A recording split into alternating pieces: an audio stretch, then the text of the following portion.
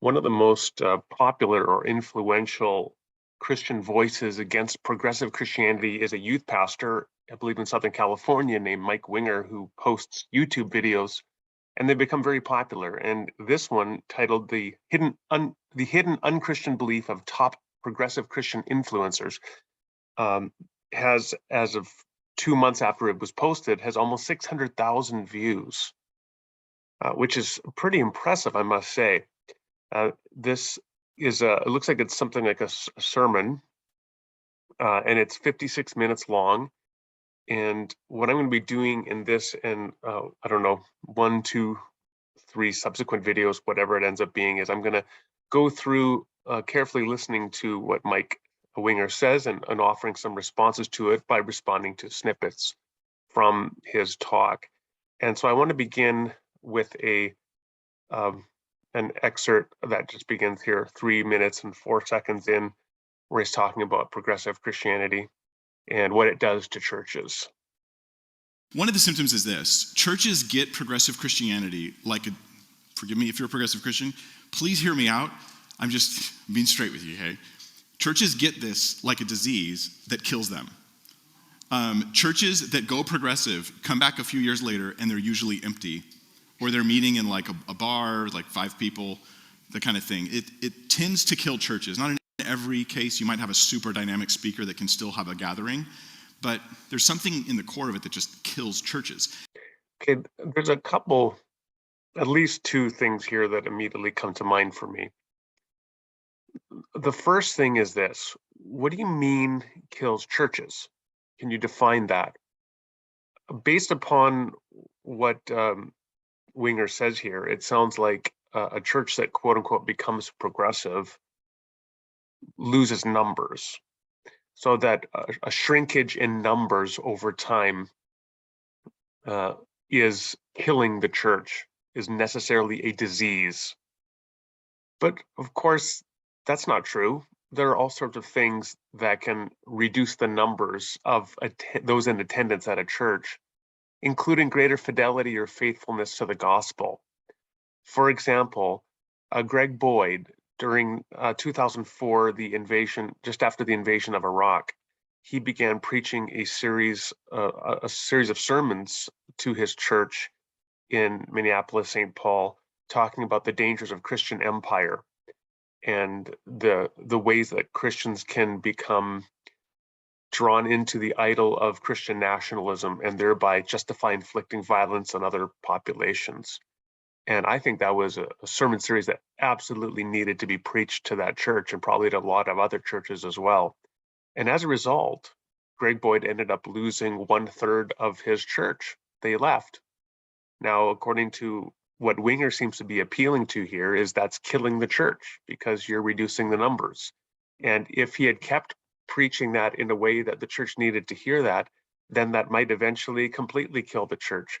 But of course, sometimes that's in fact what fidelity or faithfulness to the gospel requires, is to preach the whole counsel of God in a way that might end up, quote unquote, shrinking the church.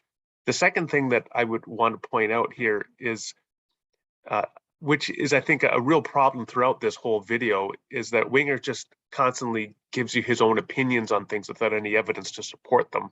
So, for example, he says progressive Christianity shrinks churches. Well, where's the evidence for that? Where's the evidence that over time, on average, churches that adopt a particular theological perspective on something which Winger would qualify as progressive, that over time, statistically, that is inclined to shrink the church? He doesn't provide any evidence for that. So really, this is just his opinions pulled out of the ether. Maybe one more thing I'll note here at the outset, which is, I think, really troubling and disturbing about the way that Mike Winger talks about progressive Christians, is the deeply disconcerting rhetoric he uses, such as referring to it as a disease. And then, of course, he calls it a disease and then says in his sort of folksy, disarming way, oh, but if you're progressive, hear me out. Well, hear out what? You just said that this individual and their beliefs are a disease on the church, and you've provided no evidence for that. So I think overall, this is not a good start to this video. In this next clip, which is just after 4 minutes into the video, Mike Winger contrasts what he says are like the progressive Christian views of Jesus and Christian faith with what he claims is the historic Orthodox view. The progressive Christian view is, well, I'll let him speak for himself, but I will say this, that when it comes to historic Christian view of the faith, he says it consists of assent to doctrine, propositional assent, like assent to propositions. And I think there are enormous problems with what he says here, but we'll just play the clip. Like, this is annoying to many progressives, but to talk about doctrines that we're supposed to believe as Christians. So it really does use the term the faith almost like a term for doctrines, like things you believe about Jesus. Like he was born of a virgin, and he was in the flesh. He lived a real human life. He didn't sin. He died. He physically rose from the dead. He did this for your sins. This is the faith. And I can give you lots of verses that talk about this, but I'll give you an example. 1 Timothy 4:1 talks about a warning for those who depart from the faith. Now, progressive Christians tend to think about faith as like sort of a quality you have. It's like a stuff that's in you that you want to nurture. It's not so important where it's directed. It's more important that it's nurtured and healthy and strong, right? But biblically speaking, faith is believing in the faith, the doctrines, and so only faith that's accurate counts. This seems oppressive to people, but I'm just saying this is the biblical perspective. So here's what he says. Faith, for it to, quote, count, it has to be accurate. And that consists of assent to a list of doctrines. And that's for Mike Winger what Christian faith is. It's an assent to a series of doctrines. And so if you don't assent to that series of doctrines, then your faith doesn't, quote, count. And meanwhile, then he says, on the other hand, you have progressives who just have the sort of thing they nurture inside, but it doesn't matter where it's directed. Okay, I think that's just silly. I know the people. I don't know all the people that he talks about in this video, but I do know many of the main people like Rob Bell and Brian McLaren and Peter Enns and Brian Zond and so on, that he does reference in this video and that are commonly understood to be sort of thought leaders in something broadly called progressive Christianity. And none of those people say that faith is just something you nurture inside, but it doesn't matter where it's directed. That's just absurd. The fundamental difference here is this. Well, it's one that actually becomes the major theme in my book, Progressive Christians Love Jesus Too. And the point is this, that the foundation of Christian faith is not assent to doctrine, it is relationship with Jesus Christ. Now, that is critically important.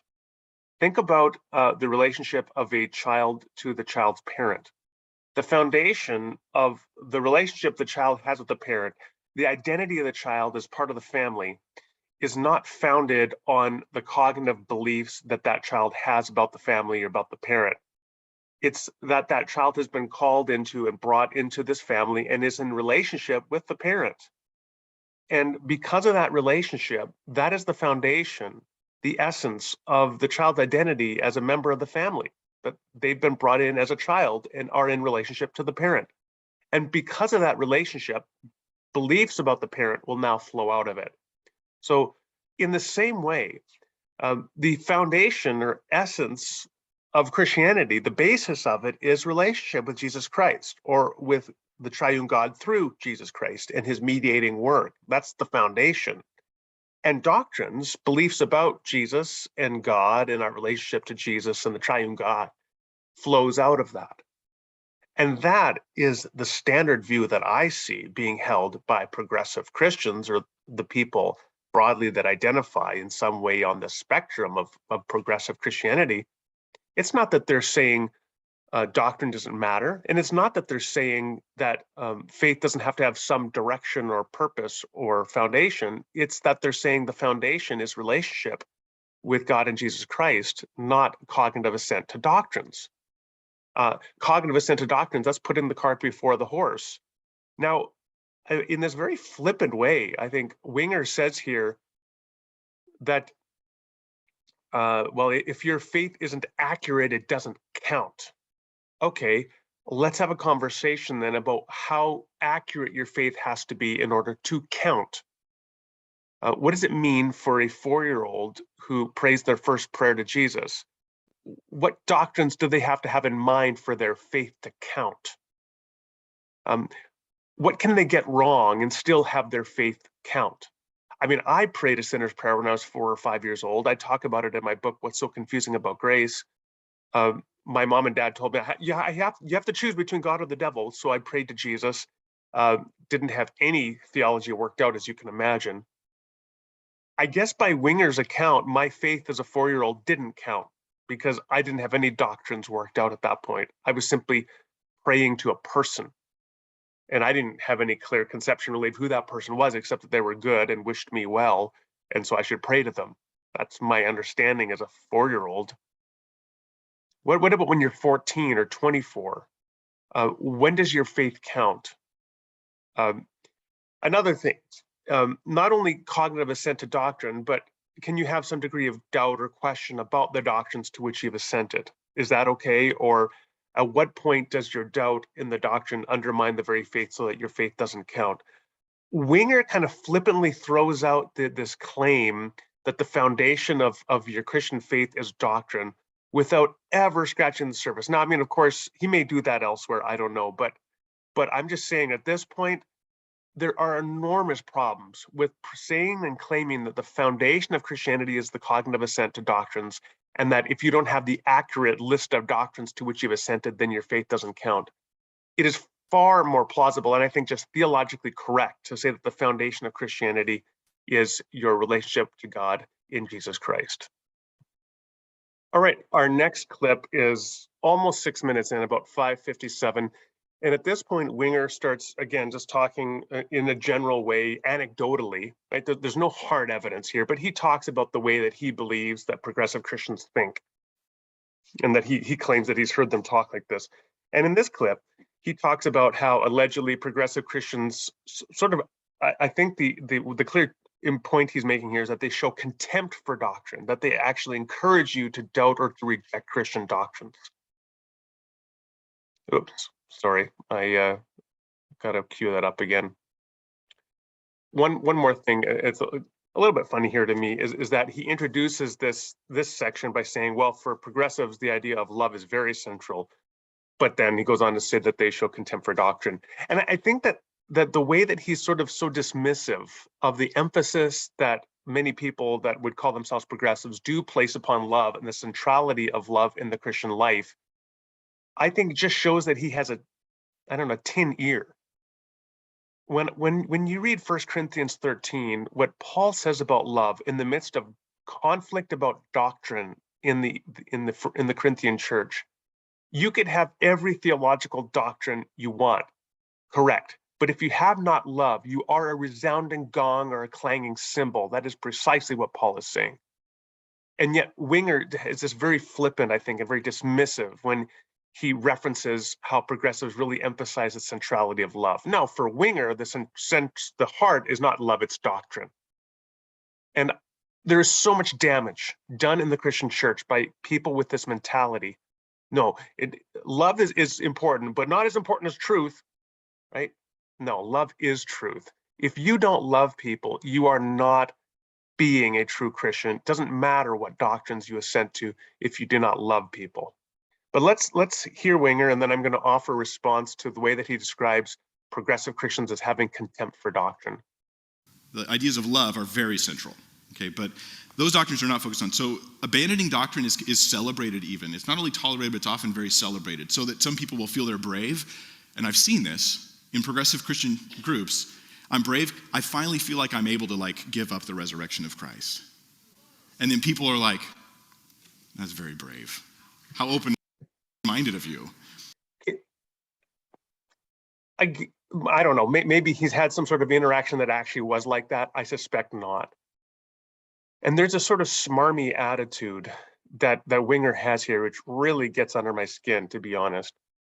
Here's what I commonly see. It's not that people have contempt for doctrine per se. Rather, what's going on is that people are encouraging others when others are honest about the doubts and struggles that they have. So the person who says, honestly, I struggle with the doctrine of the resurrection, and other people encourage them, not because they have contempt for the doctrine of the resurrection, but because they say, thank you for being honest about your struggles, right?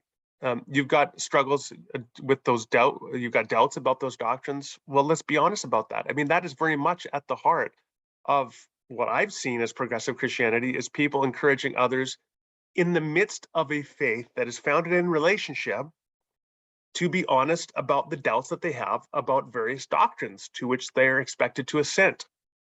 And it is such a relief for people to have the stigma removed so that they can be honest about the questions and doubts that they have. And then along comes someone like Mike Winger and flips that on its head, from being simply encouragement for those who feel that they can be honest in sharing the doubts and struggles that they have, to presenting it, and I think fundamentally distorting it, as people who have a fundamental contempt for doctrine per se, which I think is just very uncharitable. All right, this next clip comes about 11:40 into the video, and this is probably my favorite clip in this whole talk, because it's so richly ironic and so evident in Mike Winger's lack of self-awareness. Here's where he talks about how he claims that progressive Christians treat evangelical Christianity as a ill-defined, shadowy boogeyman. The way this stuff is used in public, in discourse, is not to get clear thinking. It's to demonize evangelicalism as this sort of boogeyman. That's exactly what he is doing to progressive Christians. He's demonizing it as a boogeyman. I mean, he gives these vague anecdotes about allegedly experiences he's had by hearing progressive Christians show contempt for doctrine. He claims that progressive Christianity shrinks churches and that they die. Doesn't have a clear definition as to what progressive Christianity is. He identifies multiple people as progressive Christians. People like, he names Brian Zond, even though Brian Zond explicitly says he's not a progressive Christian. That doesn't matter, right? You just kind of throw all these names out there into the mix, and then you've got a target. And I will say that it is Mike Winger who's made a name for himself posting YouTube videos criticizing this shadowy boogeyman, and then ironically alleging that the very people he attacks as not being Christians at all are the ones who are doing what he's doing. Now, that said, this is not to deny that there may be some truth to what he says. I mean, there may be people out there who would identify as progressive Christians who do treat evangelical Christianity as a sort of shadowy boogeyman. But there's no doubt that that is also precisely what Mike Winger himself is doing. Now, I'm going to conclude this first part video critique of Mike Winger by considering two other clips. Well, in fact, it's one clip, and I'm just going to pause it and then offer some commentary and then continue. So in the first short bit, he makes this comment about how progressive Christians don't agree in Jesus. And in the next, right after that, he talks about Richard Rohr, who's a well-known Franciscan priest, so obviously Roman Catholic, and is very popular as a speaker among progressive Christians. I'm going to offer some comments about those 2 points. When it comes to Jesus, though, surprisingly, in progressive Christianity, this is a major symptom. There's a wide variety of views. They do not agree with each other. Okay, so see, one of the themes of Mike Winger's video presentation here is that various symptoms for progressive Christianity, and one symptom is that they don't all agree on Jesus. Okay, not all evangelicals agree on Jesus. There's a wide variety of disagreement and discussion among evangelical Christianity or evangelical Christians as to how to understand Jesus. So I guess if disagreement about Jesus and how to understand Jesus is a symptom of progressive Christianity, then according to this symptom, evangelical Christians are progressive Christians. Okay, not very helpful, I would think. Now let's turn to Richard Rohr. Richard Rohr, who again is he influences the influencers. Every progressive Christian pastor and leader reads Richard Rohr, right? Every other podcaster has him on as a guest. And so he believes in a pantheistic, what he calls the cosmic Christ. That when God breathed creation into the world, that was the first incarnation of the Christ. which makes the universe Christ, which is your Christ. And Jesus was like the supreme example of this. This is like a mixture of like kind of a Buddhist, mixed with pantheism, smashed into Christian terminology.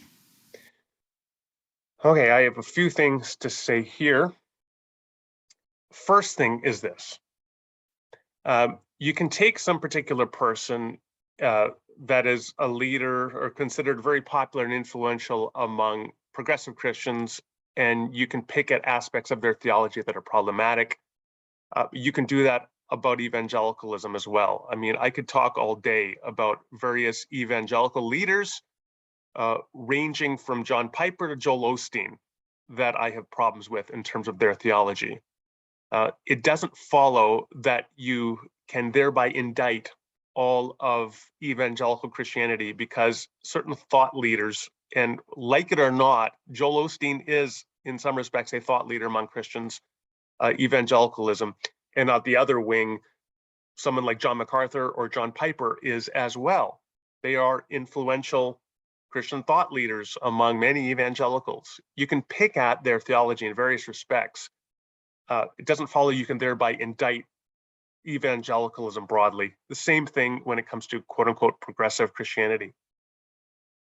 Second thing, in terms of Richard Rohr, the foundation, I mean, if there was a modicum of nuance and charity in the way that Mike Winger engages with people, it would make a world of difference, and he would be doing a lot less harm than he is in fact doing.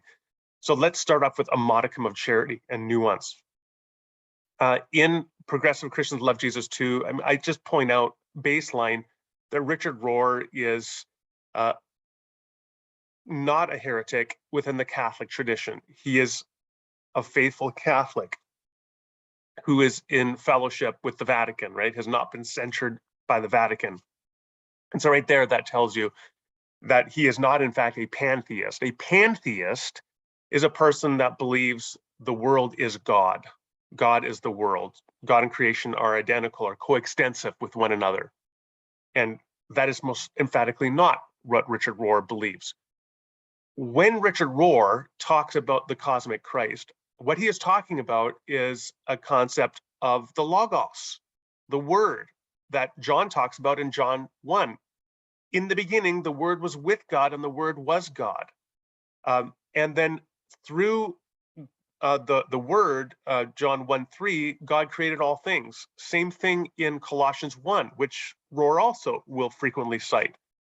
In Colossians 1, the creation hymn, verses 15 to 20, describes God the Father creating all things and all things being upheld in Christ.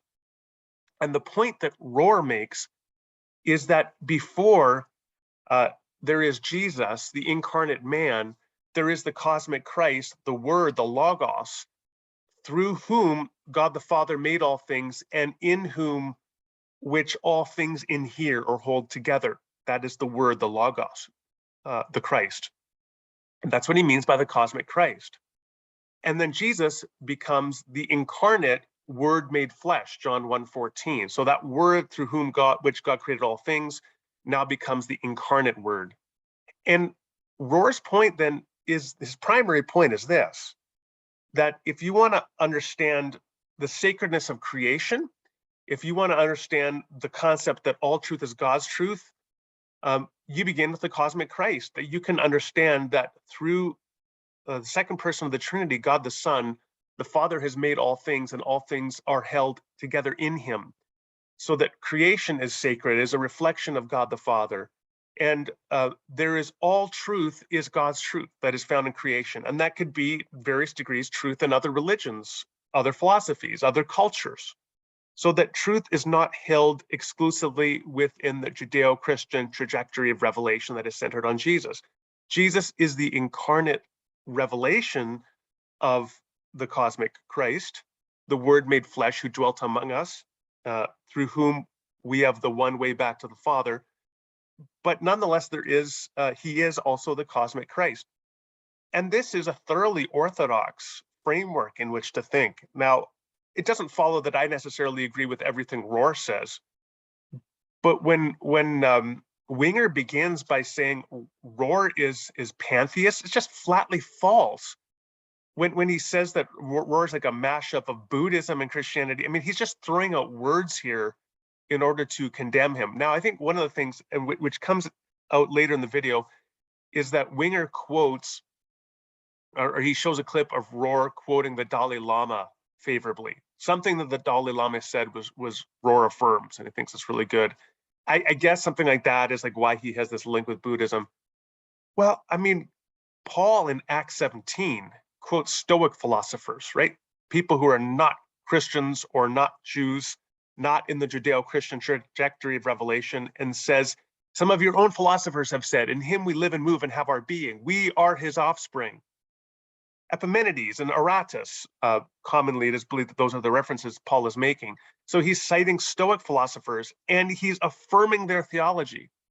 In fact, the language Paul says here is very much the language of the cosmic Christ. He is reaching out to the people of Athens saying, here's a framework that we can share, that we all live and move and have our being in this one logos that upholds all things. And I'm even going to quote one of your Stoic philosophers in order to affirm that. It doesn't follow that Paul's theology is a mashup of Judaism and Stoicism. The point that Paul is making is that God's revelation is, in some sense, the foundation is universal and reaches out to all people. And we can find God's truth outside of the Judeo-Christian trajectory, which is how Paul becomes all things to all people in this moment, is by quoting from Stoics. And so by the same token, Rohr becomes all things to all people by quoting from and finding God's truth in something the Dalai Lama said. Doesn't follow that Christianity or that progressive Christianity is a mashup of Buddhism and Christianity, let alone that it's pantheistic. So I'm going to conclude there that this is the first point, the first conclusion of my first video critique of Mike Winger, but it's just so harmful. I see that what comes out of this kind of thing, this kind of teaching, is just, it gives people a completely false and uncharitable mindset, and I think really a contemptuous one. Underlying so much of the way that Mike Winger talks about progressive Christians is not only that it's false, but it's contemptuous, right? That he presents them as having contempt, but by doing so, he himself shows contempt for their own theology and their own journey, and I think that just does enormous harm to the cause of Christ.